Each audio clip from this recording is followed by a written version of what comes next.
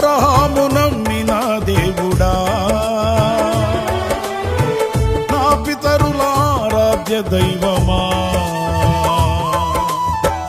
ఇశ్రాయేలు కాపరి బహు గొప్ప నేర్పరి, నీకు సాటి ఎవరు యేసయ్యా.